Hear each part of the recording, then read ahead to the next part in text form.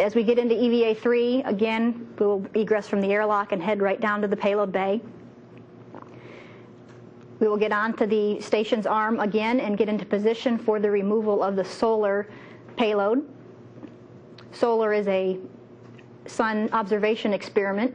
They'll work together to release that, and then the arm will fly.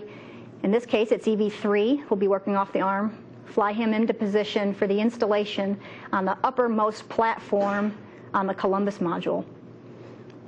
The two crew members will work together to provide that fine alignment of the attachment interfaces and drive a single bolt for the attachment. The arm will then reposition Stan down underneath the Columbus module, where he will install another thermal cover over the last remaining pin on Columbus, this being the keel pin.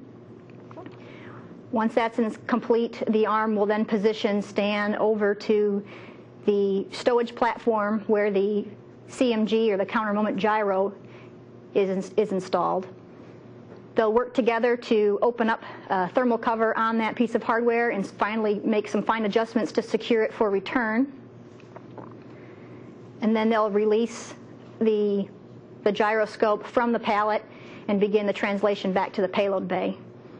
This video here shows what it looks like to have a guy on the end of the arm holding the CMG and being transferred by the RMS, or the SSRMS. That transfer happened back on 13A.1 before they did the initial change-out. And it will look very similar as Stan rides the arm back into the payload bay for the attachment onto our stowage pallet. The CMG weighs roughly 1,200 pounds, so it's a rather massive object. They spend quite a bit of time in the NBL working on aligning the hardware. We also have a facility where we can practice the mass handling aspects of handling large masses. Once the CMG is attached, we will reconfigure the foot restraint as well as the arm to get it into position to pick up the UTEF payload.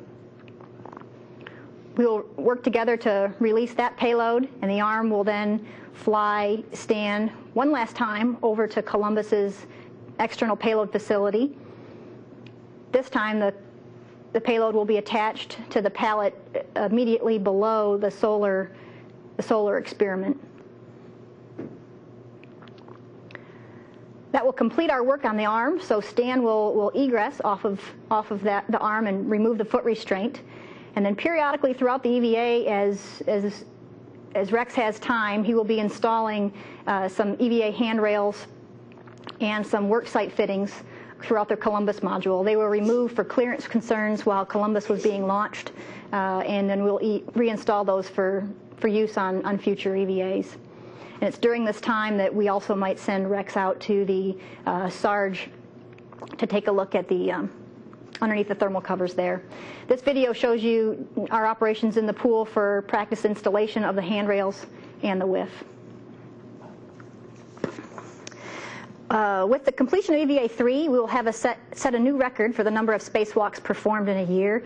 It will be the 24th for 2007, and the prior record was 23 in 2002.